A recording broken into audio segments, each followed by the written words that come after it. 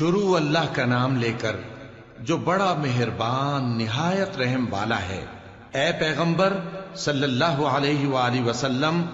لوگوں سے کہہ دو کہ میرے پاس وحی آئی ہے کہ جنوں کی ایک جماعت نے اس کتاب کو سنا تو کہنے لگے کہ ہم نے ایک عجیب قرآن سنا جو بھلائی کا رستہ بتاتا ہے، سو ہم اس پر ایمان لے آئے اور ہم اپنے پروردگار کے ساتھ کسی کو شریک نہیں بنائیں گے، اور یہ کہ ہمارے پروردگار کی شان بہت بلند ہے، وہ نہ بیوی رکھتا ہے نہ اولاد، اور یہ کہ ہم میں سے کوئی بے وقوف اللہ کے بارے میں جھوٹ گھڑتا ہے، اور ہمارا یہ خیال تھا کہ انسان اور جن اللہ کی نسبت جھوٹ نہیں بولیں گے، اور یہ کہ بعض بنی آدم بعض جنات کی پناہ لیا کرتے تھے تو اس سے ان کی سرکشی اور بڑھ گئی تھی، اور یہ کہ ان کا بھی یہی اعتقاد تھا جس طرح تمہارا تھا کہ اللہ کسی کو نہیں زندہ کرے گا، اور یہ کہ ہم نے آسمان کو ٹٹولا تو اس کو مضبوط چوکیداروں اور انگاروں سے بھرا ہوا پایا، اور یہ کہ پہلے ہم وہاں بہت سے مقامات پر فرشتوں کی باتیں سننے کے لیے بیٹھا کرتے تھے، اب کوئی سننا چاہے تو اپنے لیے انگارہ تیار پاتا ہے، اور یہ کہ ہمیں معلوم نہیں کہ اس سے اہل زمین کے ساتھ برائی مقصود ہے یا ان کے پروردگار نے ان کی بھلائی کا ارادہ فرمایا ہے، اور یہ کہ ہم میں بعض نیک ہیں اور بعض دوسری طرح کے، ہمارے کئی طرح کے مذہب ہیں، اور یہ کہ ہم نے سمجھ لیا ہے کہ ہم زمین میں خواہ کہیں ہوں اللہ کو ہرا نہیں سکتے اور نہ بھاگ کر اس کو تھکا سکتے ہیں،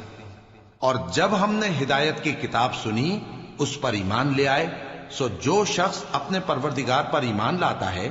تو اس کو نہ نقصان کا خوف ہے نہ کسی طرح کے ظلم کا، اور یہ کہ ہم میں بعض فرما بردار ہیں اور بعض نافرمان ہیں، تو جو فرما بردار ہوئے وہ سیدھے رستے پر چلے اور جو نافرمان ہوئے وہ دوزخ کا ایندھن بنے۔ اور اے پیغمبر صلی اللہ علیہ وآلہ وسلم، یہ بھی ان سے کہہ دو کہ اگر یہ لوگ سیدھے رستے پر رہتے تو ہم ان کے پینے کو بہت سا پانی دیتے تاکہ اس سے ان کی آزمائش کریں، اور جو شخص اپنے پروردگار کی یاد سے منہ پھیرے گا وہ اس کو سخت عذاب میں داخل کرے گا، اور یہ کہ مسجدیں خاص اللہ کی ہیں تو اللہ کے ساتھ کسی اور کی عبادت نہ کرو، اور جب اللہ کے بندے یعنی یہ پیغمبر صلی اللہ علیہ وآلہ وسلم اس کی عبادت کو کھڑے ہوئے تو کافر ان کے گرد ہجوم کر لینے کو تھے۔ اے نبی صلی اللہ علیہ وآلہ وسلم، کہہ دو کہ میں تو اپنے پروردگار ہی کی عبادت کرتا ہوں اور کسی کو اس کا شریک نہیں بناتا، یہ بھی کہہ دو کہ میں تمہارے لیے نہ کسی نقصان کا اور نہ نفع کا کچھ اختیار رکھتا ہوں، یہ بھی کہہ دو کہ اللہ کے عذاب سے مجھے کوئی پناہ نہیں دے سکتا اور میں اس کے سوا کوئی جائے پناہ نہیں پاؤں گا،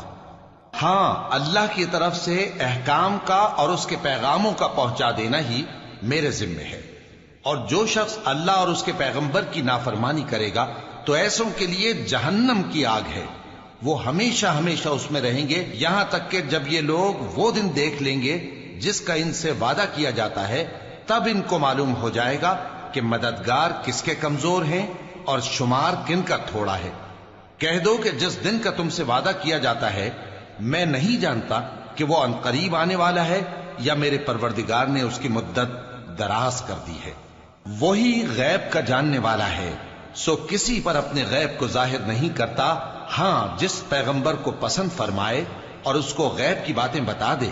تو اس کے آگے اور پیچھے نگہبان مقرر کر دیتا ہے تاکہ معلوم فرمائے کہ انہوں نے اپنے پروردگار کے پیغام پہنچا دیے ہیں، اور یوں تو اس نے ان کی سب چیزوں کا ہر طرف سے احاطہ کر رکھا ہے اور ایک ایک چیز گن رکھی ہے۔